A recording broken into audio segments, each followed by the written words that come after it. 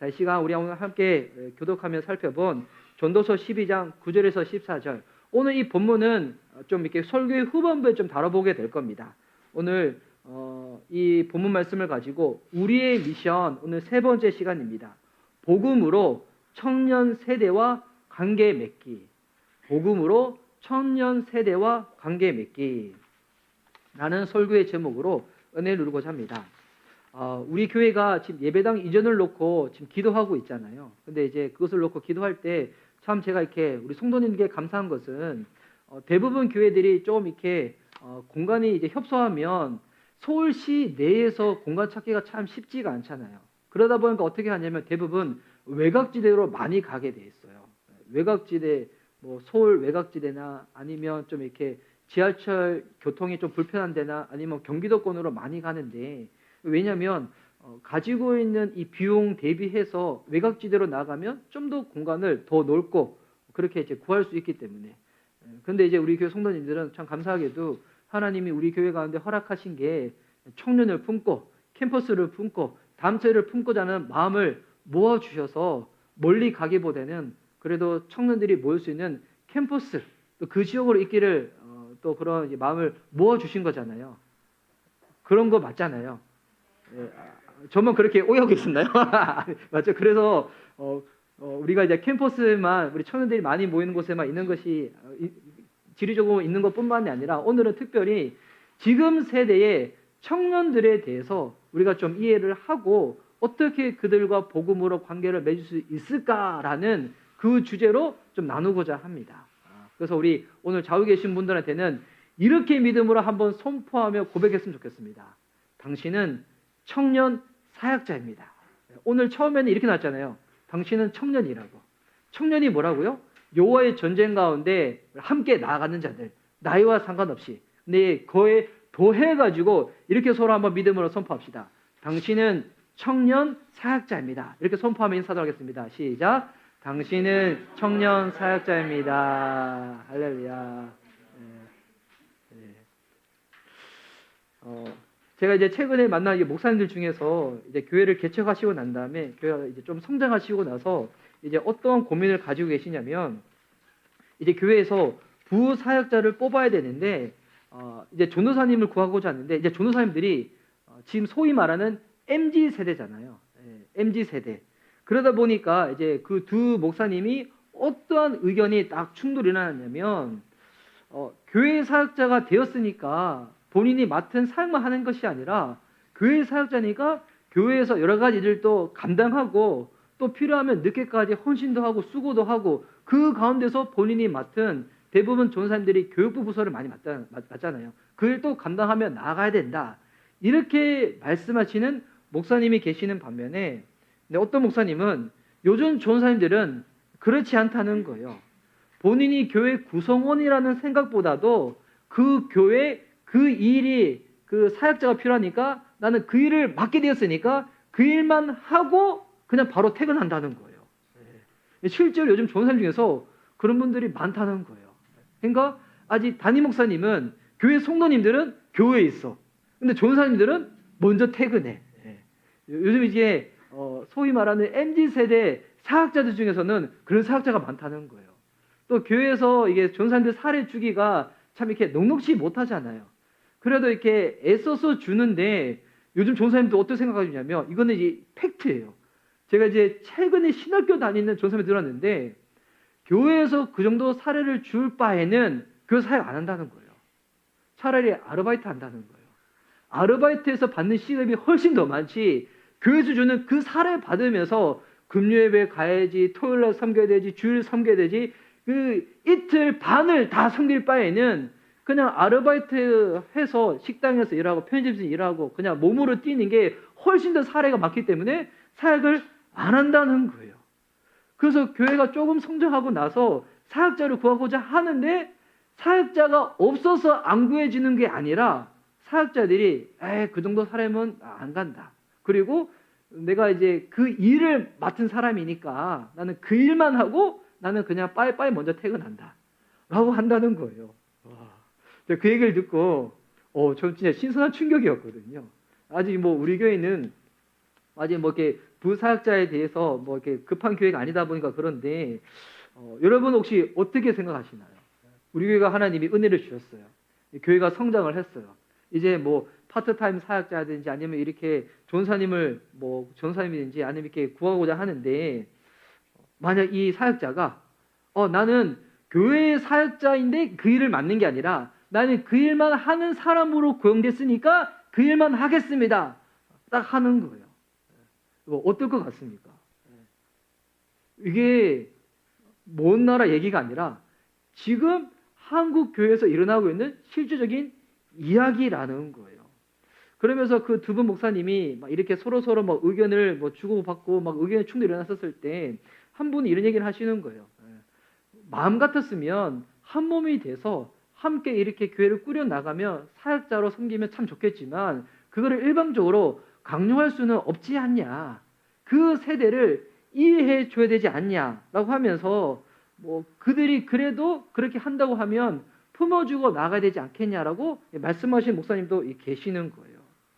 그래서 요즘 참 이렇게 MZ 세대 저도 이렇게 나이는 들어가지만 그래도 저의 정신과 마음은 늘 젊다고 생각했었는데 근데 그런 얘기를 듣다 보니까 야 진짜 이게 세대 간에 다른 부분이 있구나라는 것이 좀 이게 경험하게 되는 것 같아요. 이 유수 중에서 MZ 세대에서 다룬 이 유수가 있어가지고 제가 이거를 한번 짧게 편집해 봤거든요. 요즘 MZ 세대가 어떤지 좀 준비된 유수를 보면서 한번 보시도록 하겠습니다. 요즘 애들 왜 이래? 이런 말 사실 언제나 있어 왔죠. 그런데 요즘처럼 이 말이 사회적으로 진지하게 다가온 적이 있었나 싶습니다. 기업들마다 요즘 90년대를 전후에 태어난 이 세대를 분석하느라 비상이 걸렸다고 하는데요. 대체 뭐가 그렇게 다른 걸까요?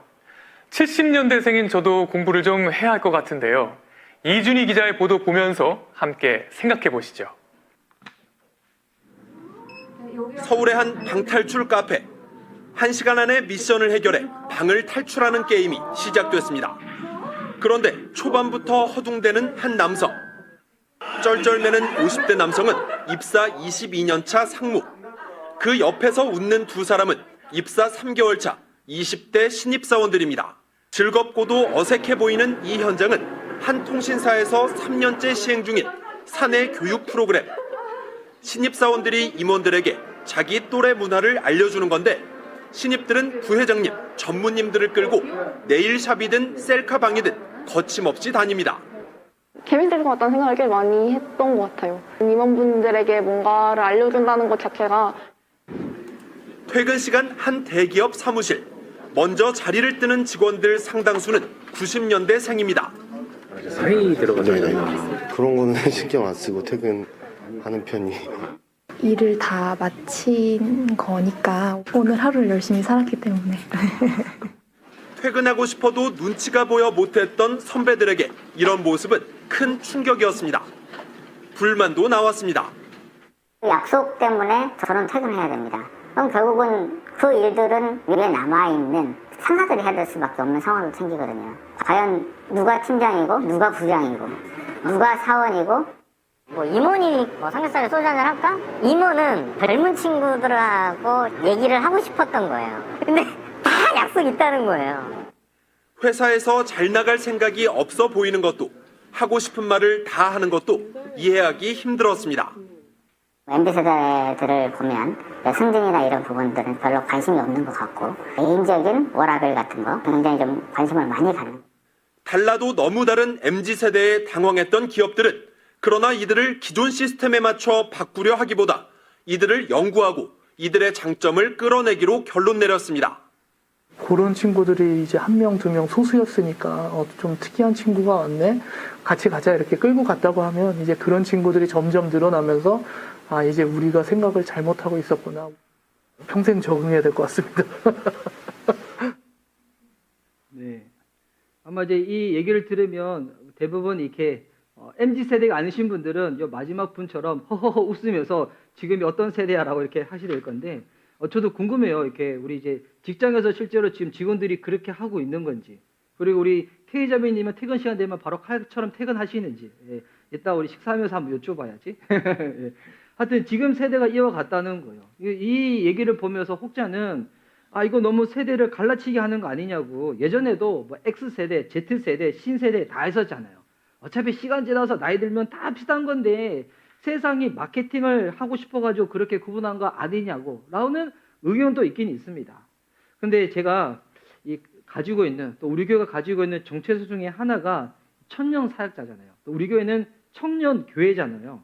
이제 앞으로 실제로 이와 같은 친구들을 만나는 거예요. 또한 우리 이제 그런 친구들이 또 이곳에도 함께 있잖아요. 그러기 위해서는 우리가 한 몸을 이루기 위해서 이들에 대한 이해가 필요한데, 이게 성경을 보면 각 세대마다 각 세대를 대표하는 지배적인 세계관이 있다고 하고 있습니다. 근데 성경을 이런 차이점을 어떻게 바라보는가? 이게 고린도후서 10장 3절에서 5절에 나 있는 말씀인데요. 고린도후서 10장 3절에서 5절 말씀. 성경책 있으신 분들은 한번 찾아서 보셔도 좋을 것 같습니다. 고린도후서 10장 3절에서 5절. 자, 제가 가지고 있는 신약 성경으로는 295면에 있는데요. 자, 이와 같은 세대를 지배하는 세계관에 대해서 뭐라고 이야기하고 있는가? 고린도후서 10장 3절에서 5절. 3절, 4절은 제가 읽고 5절은 같이 읽도록 하겠습니다.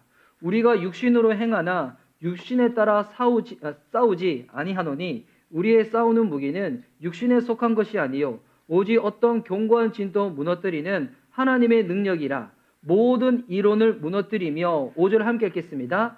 하나님을 아는 것을 대적하여 높아진 것을 다 무너뜨리고 모든 생각을 사로잡아 그리스도에게 복종하게 하니. 자, 고린도후서 10장에서 이와 같은 각 세대들마다 지배적인 세계관들이 있는데 이런 세계관의 충돌을 뭐라고 보고 있냐면, 여러분, 이게 영적 전쟁의 본질이라는 거예요. 영적 전쟁의 본질은 뭐냐면 사상적 싸움, 세계관의 충돌이라는 겁니다. 단순히 나이가 다르니까 부딪히는 거야, 이게 아니라 각 세대들마다 지배하고 있는 세계가 그 영이 있는데 이런 영과 영과의 충돌을 뭐라고 얘기하고 있냐면 이게 세계관의 충돌, 이것이 영적인 전쟁의 본질이라는 겁니다. 그래서 하나님에 대항하는 견고한 진이 있는 거예요. 이걸 어떻게 한다고요? 하나님의 능력은 하나님을 아는 지식을 대적하는 모든 것들을 무너뜨린다는 거예요.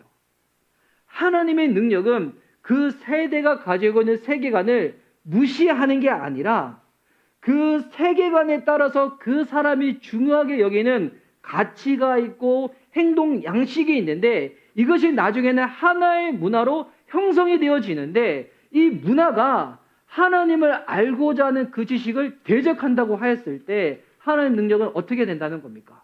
그 세계관을 무시하는 게 아니라 그 세계관 안에 주님이 들어가셔서 그 주님께서 이 모든 것들을 바꾸는 역사, 변화시키는 역사로 일하신다는 것입니다. 이 능력이라는 단어가 헬라어로 듀나미스라고 하거든요. 성령이 우리에게 임하시면 우리가 권능을 받는다고 하잖아요. 이 능력, 권능이 헬라어로 듀나미스인데 이게 다이너마이트의 어원이 되거든요. 이 다이너마이트로 어느 바위를 폭파시킨다. 뭐 어떻게 폭파시키는지 알아요? 바위 옆에 다이너마이트를 두지 않아요. 바위를 뚫어가지고 구멍을 내고 난 다음에 거기에 다이너마이트를 집어넣고 난 다음에 폭발을 시키거든요. 그때 어떻게 될까요? 바위가 터지는 거죠. 깨지는 거죠. 하나님의 능력은 모든 것들을 무너뜨립니다. 근데 어떻게 무너뜨릴까요? 하나님의 능력인 이 복음을 그 문화 속으로 가지고 들어가는 거예요. 그 문화를 지배하고 있는 그 세계관을 알고 그 세계관 안으로 복음을 들고 들어가는 거예요. 들어가는 걸 뭐라고 얘기할까요? 이게 접촉하는 거고 관계를 맺는 거죠. 그 복음이 그 세계관에 들어가면 복음은 모든 것을 변화시키거든요. 왜? 하나님의 능력이기 때문에. 근데 우리는 복음의 능력인 줄 알지만 대부분 이 능력을 어디서 터뜨리는 겁니까? 그 세계 일상으로 들어가지 아니하고 그냥 모여있는 자들만 이 복음을 누리는 거예요. 능력을 누리는 거예요. 그 나중에 어떻게 될까요? 개토화가 돼버리는 거예요. 하나님을 아는 사람들끼리만 그 문화가 조성돼 버리고 세상 속에 들어가서 변화시키는 것을 경험하지 못하게 되는 거예요. 이게 지금 시대의 이 교회의 참 이렇게 참 약점이거든요.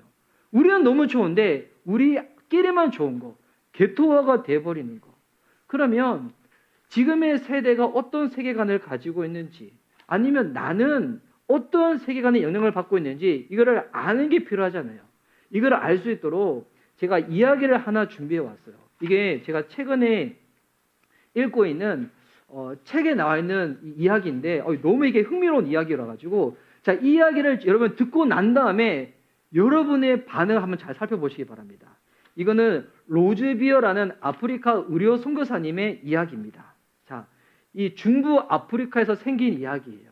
자, 이분은 의료 선교사님인데 어느 날 분만실에 산모가 왔는데 이 산모가 2살 된 딸과 방금 출산한 조산아를 넣고 숨을 거두고 만 거예요. 이 아프리카에 인큐베이터를 가동할 전기 시설도 없고 음식을 먹일 수 있는 특수기구도 없는 상태에서 옆에 겸스생 3판명이 있는데 이 아기를 위해 가지고 박스와 솜을 가지고 오고, 그리고 지금 아무리 중부 아프리카라 하더라도 족도라 가깝다 하더라도 밤이 되면 춥고 서늘하대요. 그래서 온수 주머니에 물을 채우다가 어떤 일이 생겼는가? 온수 주머니가 터져버리고 만 거예요. 그러니까 열대 지방이다 보니까 고무가 쉽게 터져버린다는 거예요. 근데 안타까운 것은 이게 마지막 온수 주머니였다는 거예요. 밤이 되니까 살살하고 바람도 변덕이 심해가지고 아기의 체온을 유지하기가 힘든 거예요. 그러니까 온수 주머니가 없으니까 다른 방법이 없으니 그냥 불을 지펴놓고 아기를 불 가까이 왔다가 떨었다가 이 방법밖에 없는 거예요. 그러니까 좋지 않겠죠. 이제 이렇게 하룻밤을 지내고 난 다음에 이 로즈비어 선교사가 매일 하던 대로 보육원에 가서 기도하러 갔습니다. 그리고 보육원 아이들한테 이 이야기를 나눈 거예요. 근데 이 이야기를 딱 나누면서 지금 온수 주머니가 없어서 아이를 따뜻하게 보호할 수가 없다 보면 이 아이가 금방 목숨을 잃을 수도 있다고. 그리고 2살 된 여자아이도 지금 남겨지게 되었다고. 근데 이 이야기를 들었던 보육원에 있었던 10살 된 루사라는 아이가 있었는데 이 이야기를 듣자마자 이렇게 기도를 했다는 거예요. 하나님, 제발 우리에게 온수 주머니를 보내주세요. 내일 주시면 소용없어요. 아기가 죽을 테니까 꼭 오늘 오후에 보내주세요. 꼭 오늘 오후의 말이에요. 근데 이 기도를 로즈비어 선교사님이 듣는데 숨이 막혔다는 거예요. 아멘을 못했다는 거예요. 그리고 또 이렇게 기도했다는 거예요. 2살 된 여자아이를 위해서는 소녀용 인형도 같이 보내주세요. 그러니까 아멘을 못하는 거예요. 왜? 하나님은 모든 것을 다 할 수 있다고 교리적으로는 알고 있는데 이 기도에 과연 하나님이 응답하실까? 본인이 이 아프리카에 와가지고 지금 4년 동안 있으면서 한 번도 소포를 받아본 적이 없다는 거예요. 또 누가 소포를 보내도 이 아프리카에, 중부 아프리카 족도 지역에 누가 온수 주머니를 보내겠어요. 그러니까 그 얘기를 듣고 뭐 대답도 못하고 아멘도 못하고 그냥 그렇게 흘려보냈다는 거예요. 그런데 그날 오후 반쯤 시간이 지났을 때 본인이 가르치는 간호학교에 본인이 있는 동안에 집 앞에 차가 지나갔다는 거예요. 근데 이 차가 9kg 정도 되는 큰 소포를 집 앞에 두고 갔다는 거예요. 그 얘기를 듣자마자 이 선교사님이 갑자기 이제 가슴이 이게 울컥하는 거예요. 도대체 이게 무슨 일이지? 그 집 앞에 가가지고 이 소포를 뜯으려고 하는데 도저히 혼자는 뜯어볼 수가 없어가지고 30-40명 되는 이 보육원의 아이들을 다 데리고 와가지고 같이 이 소포를 막 뜯어보는 겁니다. 뜯어보는데 이 맨 위에는 밝은 색깔로 짜져 있는 모지옷들이 있고 그 아래는 보니까 나병 환자를 위한 붕대가 있고 그리고 건포도와 곡물이 섞인 박스가 있고 이 건포도는 이번 주일날 쿠키 만들고 케이크 만들 때 쓰면 되겠다 이런 생각하고 손을 다시 집어넣어가지고 막 하는데 뭔가가 느껴지는 거예요. 느껴지는 그것을 잡고 쫙 올렸더니 본인 또 놀라서 소리를 지르면서 이렇게 얘기했다는 거예요. 완전히 신품인 온수 주머니야. 이 이야기를 듣자마자 기도했던 이 루스가 앞으로 뛰어나오더니 무슨 이야기를 하냐면 하나님이 분명히 주머니를 보내주셨다면 틀림없이 인형도 보내주셨을 거예요. 그래서 소포 이 박스 바닥을 샅샅이 뒤져보니까 멋진 옷을 입고 있는 작은 인형이 딱 있는 거예요. 이 소포가 어떻게 왔는가? 이 로즈비어 선교사님이 가르쳤던 이 주일학교 반에서 5달 전에 보낸 소포라는 거예요. 5살 전에 그 반의 선생님이 주님이 그런 감동을 주셨겠죠. 온수 주머니를 집어넣어라. 그 감동 가운데 온수 주머니를 집어넣고 또 누군지는 모르겠지만 하나님의 음성에 순종해가지고 작은 인형도 같이 집어넣은 거예요. 근데 신기하게도 그날 오후에 이 10살 된 아이의 기도를 들으시고 응답이 돼서 5살 만에 이렇게 딱 이루어진 거예요. 와, 너무 놀라운 이야기죠. 근데 이제 이야기를 듣고 난 다음에 이제 반응이 중요한 거예요. 여러분이 만약 이야기를 듣고 나서 만약 이렇게 반응할 수도 있죠. 그거 거짓말이야. 그거 뻥이야. 어떻게 그런 이야기를 정말 실감나게 이렇게 소설처럼 지을 수가 있어. 이 로즈비어 선교사님 참 뻔뻔한 거짓말쟁이네. 자기가 믿는 종교를 선전하고 싶어가지고 과장돼가지고 거짓말 붙여가지고 MSG를 너무 팍팍 뿌려가지고 이야기를 만들었네 라고 생각하는 분이 있다. 근데 그분의 세계관은 어떤 세계관일까요? 이 자연주의 세계관이에요. 자연주의 세계관이 뭐냐면 본인의 이성과 합리적인 사고로 이해되는 것만 받아들이는 사람. 본인의 이성과 생각으로 이해가 안 된다. 이거 못 받아들이는 사람. 이 자연주의 이 세계관이거든요. 여러분 이 신학하신 분 중에서도 자연주의 세계관을 가지고 계신 분들이 있어요. 어느 분이 그럴까요? 자유주의 신학자들. 자유주의 신학자들이 성경을 대할 때 그렇게 대하거든요. 제가 요즘 자유주의 신학자들 관련된 이 글들을 많이 보고 있는데 좀 기가 막힙니다. 머리는 너무 똑똑한데 본인의 그 똑똑한 머리를 가지고 이성적으로 합리적으로 이해되는 것만 받아들이는 거예요. 그럼 그리스도인들은 이 얘기를 듣고 난 다음에 어떻게 반응할까요? 우와, 이거는 하나님의 놀라운 일하심이다. 근데 간혹 그리스도인들 중에서도 믿음이 부족한 사람들 이렇게 받아들이겠죠. 근데 이런 일들은 선교지에서는 가능한 일이지 나와 내 주변에서는 일어나지 않는 일일 거야. 이렇게 또 받아들이는 또 크리스천들도 있겠죠. 그런데 지금의 시대의 지배적인 포스트 모더니즘 세계관을 가지고 있는 사람들은 어떻게 대할까요? 이게 되게 좀 중요한 부분인데 그들이 이렇게 돼요. 와, 이거는 너무 놀라운 이야기야. 진짜 어메이징이야. 어메이징. 너무 놀라운 이야기야. 이런 감동적인 이야기가 있을 수가 있다니. 그런데 그거 아세요? 저도 그런 감동적인 이야기가 있어요. 저희 집 아파트가 청약에 당첨됐어요. 제가 주식 집어넣었는데 다른 사람들은 다 폭락했는데 저 주식만 지금 상한가를 울리고 있어요. 지금 제가 산 비트코인 지금 대박이 났어요. 지금 로즈비아 선교사님도 엄청 일을 경험했지만 저에게도 그런 감동적인 이야기가 있답니다. 근데 만약 로즈비아 그 선교사님 그분이 자기 이야기만 유일하다고 강요하다면 그건 너무 배타적이야. 그건 너무 편협적이야. 어떻게 그렇게 말할 수가 있어요? 우리 모든 사람들한테 그런 감동적인 이야기는 가능한 거예요. 라고 반응한 사람들이 누구냐면 지금 시대에 포스트 모더니즘 세계관을 가지고 있는 사람들이라는 거예요. 그러니까 이런 사람들은 이런 감동적인 이야기에 대해서 거부 반응을 안 보여요. 함께 놀라는데 무슨 얘기를 하는가? 그게 종교 안에서 기독교 안에서만 가능한 것이 아니라 모든 사람들한테도 동일하게 가능한 이야기예요. 라고 받아들인다는 거예요. 물론 이 세계관을 이 세 개만 나눌 수 없죠. 세속주의 세계관도 있고 여러 가지 많은 세계관이 있겠지만 여기 지금 예배 드리신 분들은 이 세 개 중에서 어느 쪽에 가까우십니까? 어느 쪽에? 근데 우리가 이 이야기를 들었을 때 근데 놓치지 말아야 될 것이 있어요. 어떤 세계관을 가지고 있든지 여러분 방금 나눴던 이 이야기는 뭐로 가득 차 있습니까? 드라마로 가득 차 있죠. 여러분 이 세상에 모든 사람들은 드라마에 끌린다는 거예요. 특별히 지금 시대의 사람들은 드라마에 열광하는 세대들입니다. 이 드라마가 TV 요소급만 말하는 게 아니에요. 스포츠든 게임이든 영화든 저녁에 뉴스에 어느 이야기든 지금의 세대는 드라마를 갈망하는 세대예요. 감동적인 이야기 한 편 보고 감동적인 영화 보고 감동적인 소설을 읽고 손에 땀에 지는 스포츠를 보면 이게 너무 좋아가지고 주변 사람들한테도 막 소개하고 싶고 그 일에 같이 동참하자고 막 알리고 싶은 거예요. 그래서 요즘은 동호회가 자발적으로 일어나잖아요. 운동 같은 게. 영국에 지금 기독교가 쇠퇴되고 있는데 요즘 신기하게도 FX라고 해가지고 소모임은 엄청 활발하게 일어나고 있어요. 소모임은. 그래서 지금 영국 성공해서 어떻게 하냐면 그 소모임의 리더들을 그냥 교회 지도자로 훈련시키는 훈련들을 하고 있거든요. 그러니까 세상 사람들이 교회는 안 와. 근데 자기들끼리 드라마를 경험하고 싶어가지고 감동을 누리고 싶어가지고 소모임 동호회로는 모인다는 거예요.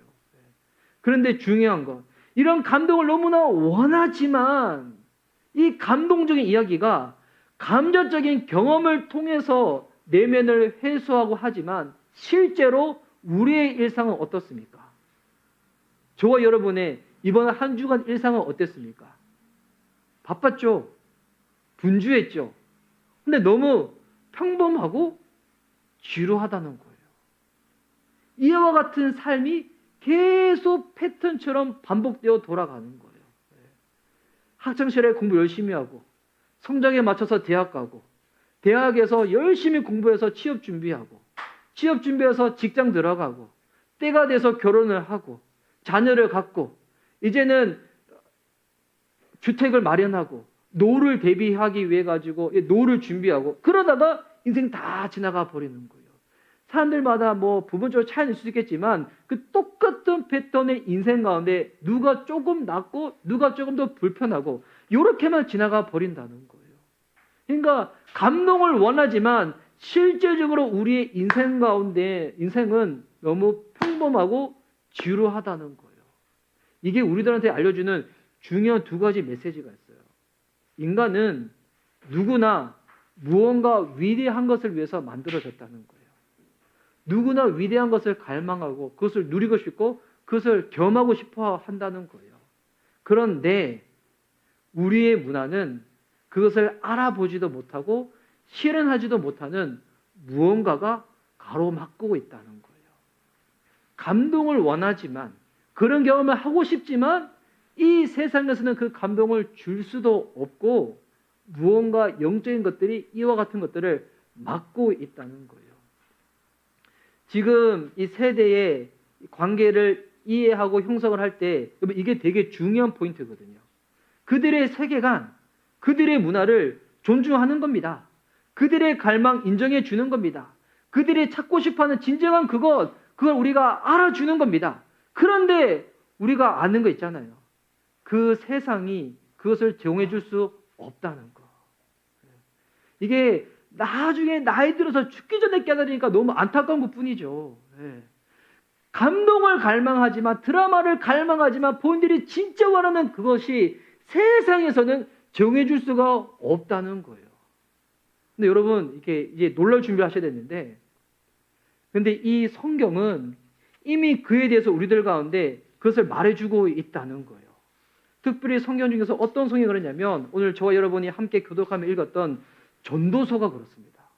이 전도서는 고대에 쓰여진 책인데도 불구하고 이 전도서의 닉네임이 뭐냐면 21세기적인 성경이라는 거예요. 21세기적인 성경. 이 지금의 세대들한테 정말 하나님이 딱 주시는 진리가 전도서에 담겨져 있습니다. 구약 성경에 보면 지혜 문서라고 하는 성경이 3권이 있거든요. 우리가 이제 자 이건 지나가고 자 지혜 문서 제가 넘기면서 이것도 제가 나눴던 설교들 다 지나가고 자 지혜 문서에 관련된 게 성경에 3권이 있는데 이게 우리가 여름에 썼던 우리 잠언서, 오늘 읽었던 전도서 그리고 욥기 이 3권이 구약 성경에 있는 지혜 문서예요. 이 성경이 따로 구분되어 있지만 우리가 하나님의 지혜에 대해서 배우고 싶을 때는 이 3권을 같이 읽어야 돼요. 이거 세트거든요. 같이 안 읽고 하나만 읽으면 하나님의 지혜에 대해서 한쪽 단면만 알게 되어 있습니다. 그래서 잠언은 어떤 성경이냐면 현실 속에서 하나님의 속성인 지혜를 사용하면 성공적인 삶을 살 수가 있다는 거예요.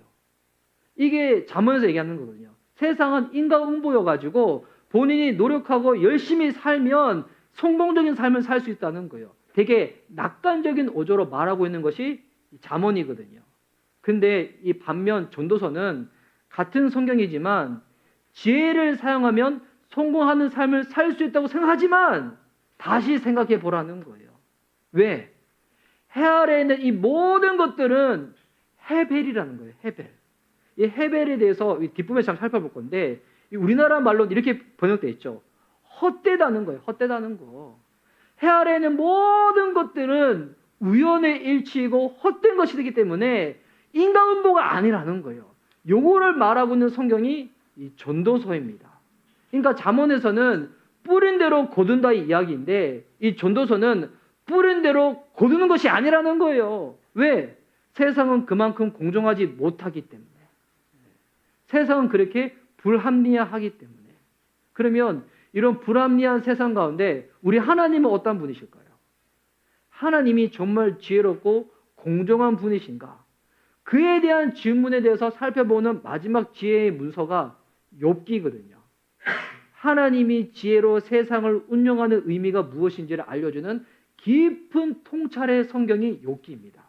그래서 하나님의 지혜에 대해서 배우고 싶으면 요 잠언, 전도서, 욥기 세 권을 같이 봐야 돼요. 그러지 단면적으로 보지 아니하고 하나님의 안목으로 지혜를 바라보며 세상을 바라볼 수가 있게 되는 거거든요. 여기서 이제 우리가 오늘 전도서에 대해서 먼저 살펴보고자 하는데 이 전도서에 대해서 우리가 살펴보고자 할 때 이 전도서는 영적으로 시사하는 바가 지금 세대에 아주 큽니다. 지금의 세대를 너무 이해하고 싶다. 전도서를 읽어보시기 바랍니다. 근데 전도서를 이해하려고 하는데 읽어보신 분들은 이해하실 거예요. 전도서가 쉬운 책이 아니에요. 왜 쉬운 책이 아니냐면 이게 잘 이해하시네. 전도서에는 말하는 화자가 한 사람이 아니에요. 두 사람이에요. 두 사람. 그러니까 두 사람이 누구냐면 전도자라는 한 사람이 있고 전도서를 쓴 저자가 있는 거예요.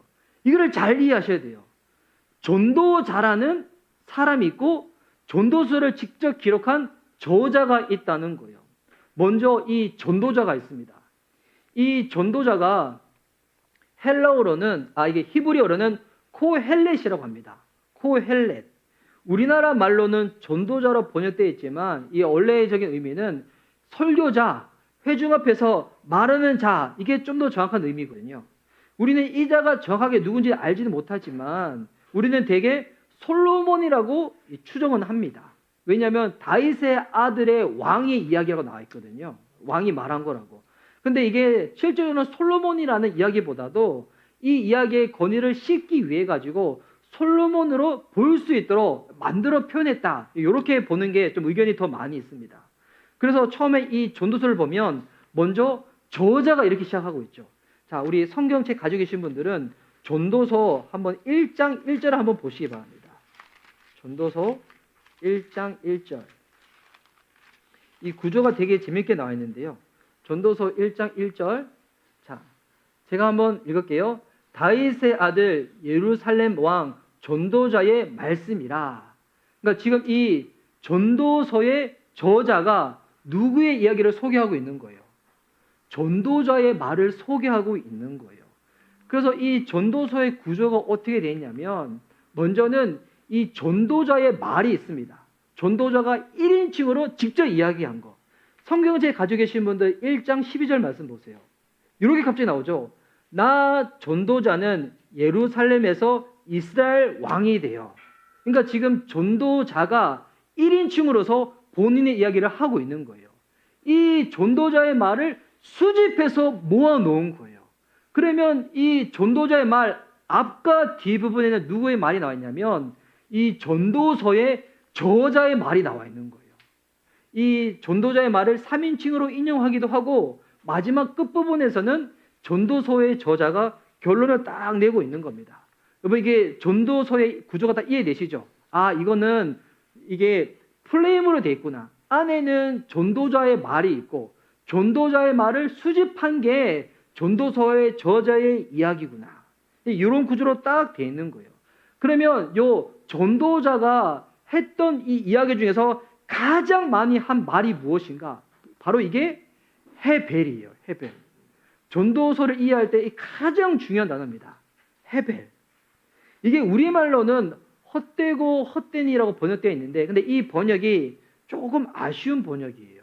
왜냐하면 이 헤벨의 뜻은 뭐냐면 수증기예요. 연기예요. 수증기와 연기. 되게 은유적인 표현이죠. 여러분, 수증기와 연기 어떻습니까? 만약 여기 물을 끓였습니다. 수증기가 몰랑몰랑 올라오잖아요. 수증기 보면 되게 신비롭지 않습니까? 그런데 영원할 것 같지만 어떻습니까? 영원하지 않죠. 일시적이죠. 손에 잡힐 듯 하지만 수증기 잡힙니까? 수증기 잡히시나요? 수증기 잡힌다고 고기 끄덕이시면 큰일 나시는 거예요. 예, 가까운 병원 가셔야 되는 거예요. 안 잡히죠? 이게 뭐겠습니까? 영원하지 않다는 거예요. 그러니까 일시적이고 역설적이라는 거예요. 이게 뭐라고요? 우리의 인생이라는 거예요. 그래서 전도서에서 크게 세 가지를 언급하거든요. 시간에 대해서, 죽음에 대해서, 인생에 대해서. 시간은 어떠한가? 모든 것을 다 지운다는 거예요. 여러분, 시간이 흘러가잖아요. 시간은 우리도 지울 겁니다. 우리가 소중히 여기는 것들도 다 지워지게 될 거예요.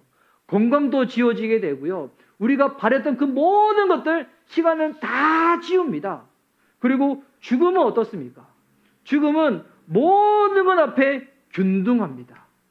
아무리 잘난 사람, 못난 사람, 많이 가진 사람, 적게 가진 사람, 죽음 앞에서는 다 균등합니다. 죽음은 이 세상 모든 것들을 다 삼키게 된다는 것입니다. 그래서 우리의 인생은 어떠한가? 예측할 수가 없다는 거예요. 이 전도서 안에서 전도자가 말하는 거거든요. 그래서 전도자는 모든 것이 다 헛되다고 얘기하고 있습니다. 읽어보세요. 지혜도 헛되고요. 일도 헛되고요. 쾌락도 헛되고 부, 권력, 재물, 장수, 생명 다 헤벨이라는 거예요. 용기이고 수증기이고 일시적이고 영원하지 않는, 잡힐 것 같지만 잡히지 않는 것 다 헤벨이라는 겁니다. 그럼 다 헛된 인생에 뭐 아무것도 남는 게 없는가? 이 중에서 하나님이 주신 선물이 있어요. 우정이 그렇고 가정이 그렇고 잘 준비되어 있는 좋은 식사, 화창한 날씨, 이런 거는 또 하나님 주신 선물이라는 거예요. 하지만 이와 같은 것들도 불확실한 거라는 거예요. 그러니까 이 전도서는 세상을 뚫어보는 통찰력을 가지고 있지만 이 오조가 어떻습니까?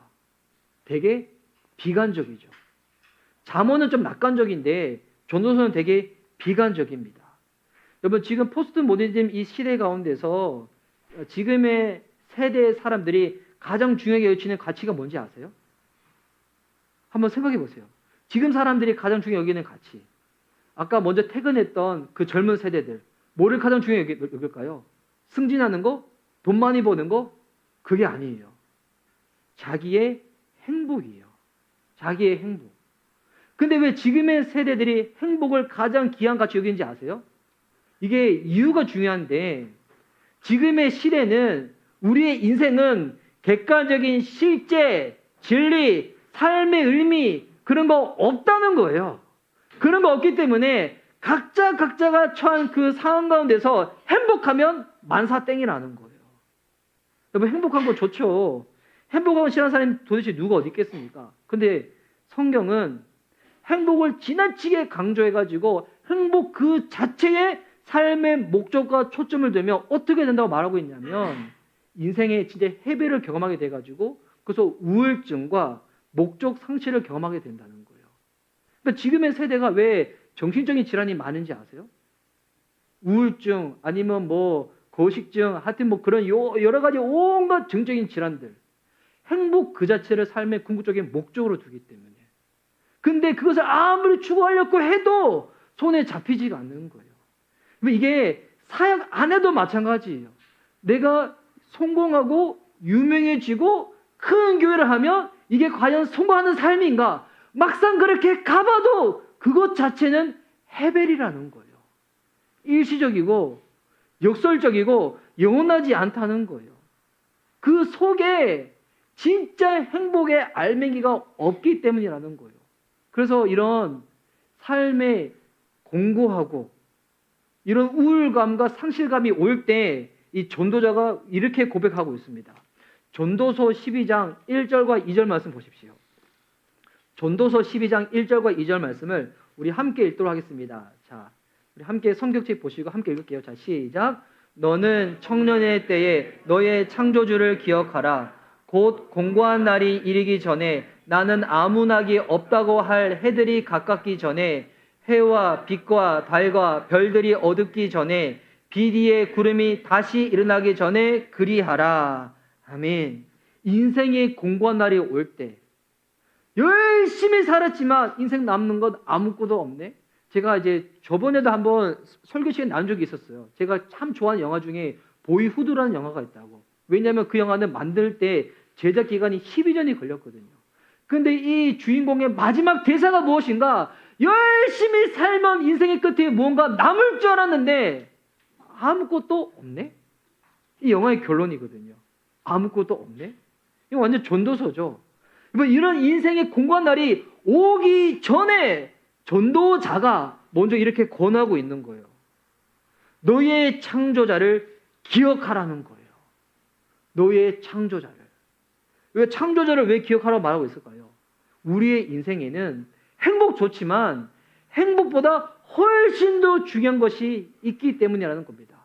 저와 여러분의 삶은, 인간의 삶은 더 큰 의미와 더 큰 목적을 두고 있다는 거예요. 하나님은 인간을 만드실 때 행복 이상의 것을 추구하기 위해서 만드셨다는 거예요. 여러분 잘 기억하세요. 하나님 우리를 어떻게 만드셨는가? 행복한 게 나쁜 건 아니지만 행복 그 이상의 것을 추구하도록 만드셨다는 거예요. 하나님의 허락하신 그 목적을 추구할 때 우리 인생이 불행해지는가? 아니에요. 물론 힘듦이 있고 어려움이 있지만 그 속에서 여러분 진짜 행복을 발견하게 되는 거예요.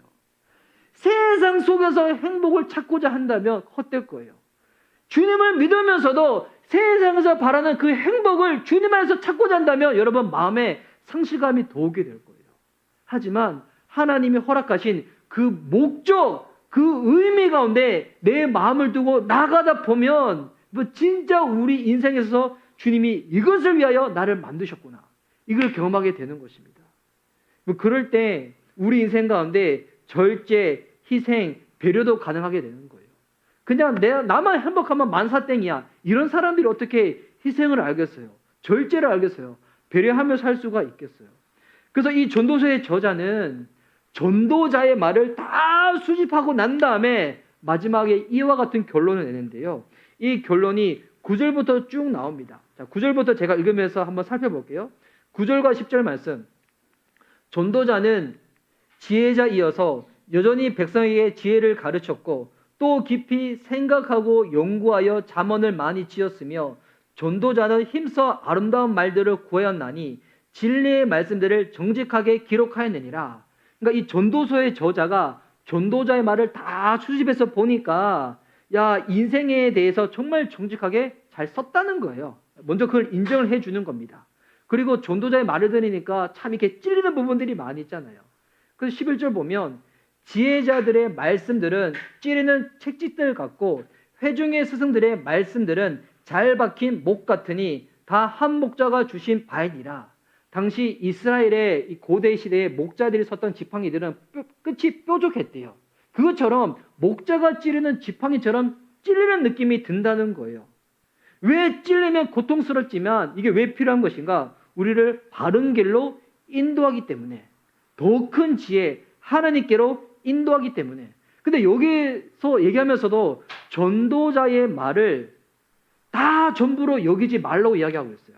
이게 12절에 나오는데요. 내 아들아 또 이것들로부터 경계를 받으라.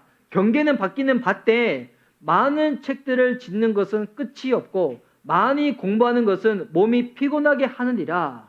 예전에 공부하기 싫은 학생들이 이 성경 구절을 가지고 본인 막 이렇게 합리화하던데 이거 공부하지 말라는 이야기가 아니에요.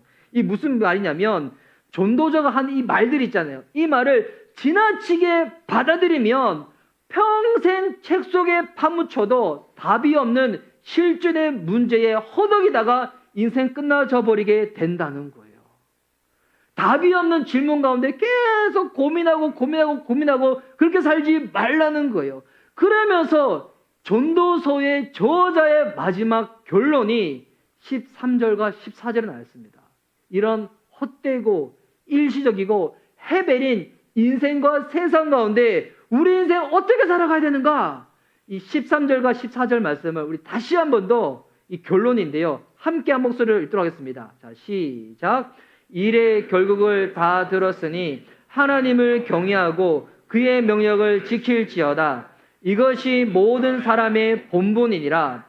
하나님은 모든 행위와 모든 은밀한 일을 선악간에 심판하시리라. 아멘.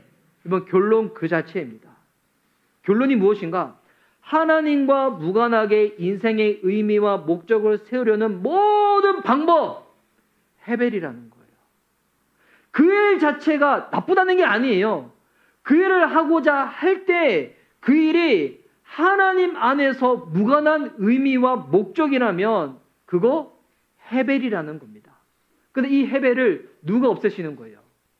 마지막 날에 심판하시는 하나님이. 그럼 우리 인생 어떻게 살아가야 될까요? 하나님만을 소망하며 우리의 인생의 진정한 의미와 목적을 알아가는 것. 여러분, 이게 신앙이라는 거예요. 지금 여전히 우리의 인생은 미스테리로 가득하죠. 우리 인생 가운데 지금 우리가 고통당하는 거, 어려움 당하는 거, 이거 다 설명이 되나요? 다 이해가 되나요? 예전에 제가 이제 그런 질문 받은 적이 있었어요. 어느 본인이 아는 집사님이 새벽 예배에 가려고 나서다가 교통사고를 당하셔가지고 돌아가셨다는 거예요. 이거 어떻게 설명할 수 있냐고. 그에 대해서 우리가 어떻게 답할 수 있을까요? 지금 시대에 있는 고통의 문제, 악의 문제에 대해서 여러분 우리가 어떻게 대답할 수가 있을까요? 우리가 가지고 있는 지식과 상식으로 다 대답할 수 없습니다. 인생은 여전히 미스테리로 가득 차 있지만 그럼에도 불구하고 그 인생이 진정 의미 있는 인생이 되려면 하나님께 소망을 두고 의미와 목적을 주님께로 두고 주님 앞에 나아가는 인생, 정직하고 바르게 살려고 주님 앞에 나아가는 인생, 그런 인생을 통하여 하나님이 소망을 허락해 주시고 지금은 이해되지 않지만 마지막 날 언젠가 얼굴과 얼굴을 맞대어 주님을 만나는 그날에 주님이 우리들 가운데 이 인생의 궁극적인 목적과 답을 알려주신다는 것입니다. 성경에 보면 우는 자들과 함께 울고 웃는 자들과 함께 웃으라 나와 있었잖아요. 이에 대해서 한번 보니까 여러분 어느 분이 좋은 일을 경험했어. 그때 여러분 같이 웃는 거는 되게 쉬운 일이에요. 근데 진짜 어려운 게 뭘까요? 힘든 일을 겪고 있는 사람들. 어떤 우리의 말로도 위로가 안 되잖아요. 그때 우리가 할 수 있는 것 함께 있는 겁니다. 함께 그 슬픔 가운데 동감해 주는 겁니다. 그리고 나는 답을 해줄 수 없지만 진정한 답을 주시는 주님 앞에 소망을 두고 우리 함께 나아가 보자고. 함께 나아가 보자고. 지금의 시대에 이 복음이 잘 전해지지 않는다고 해요. 근데 이 지금의 시대가 정말 행복을 찾고 싶다고 한다면 우리가 정말 진지하게 복음을 알려주고 하나님의 어떤 분인지 우리가 소개만 할 수 있다면 어떻게 보면 지금 시대는 더 진지하게 복음 앞에서 마음을 드리고 주님 앞에 올 수 있는 세대예요. 예전에 그런 자연주의, 유교 사상에 이렇게 더 깊었던 분들은 처음부터 이것이 아니라고 딱 벽을 쳐놓지만 지금의 세대는 그렇지 않거든요. 다 인정을 하는 겁니다. 하지만 우리는 알려주는 거죠. 드라마를 원하지만 우리의 세상은 진정한 드라마를 우리한테 줄 수가 없다고. 진짜 드라마, 진짜 소망은 주님이 줄 수가 있다고. 여러분 우리 미션 리바이벌 교회가 지금 20대, 30대 우리 청년들을 품고자 하는 교회인데 지금의 청년들에 대해서 그들의 문화는 존중하되 하나님의 능력이 된 이 복음을 그들의 세계 속에 심어 넣어서 진정 그들의 생각을 지배하고 있는 것들이 그것들로 인해 가지고 그들의 삶이 나가는 것이 아니라 하나님께 붙잡힌 바 되어서 나갈 수 있는 것에서 쓰임받을 수 있는 저와 여러분, 우리 다 천년 사역자가 되라고 믿음으로 선포했잖아요. 그렇게 쓰임받을 수 있는 저와 여러분 될 수 있기를 예수님의 이름으로 축복하는 바입니다. 아멘.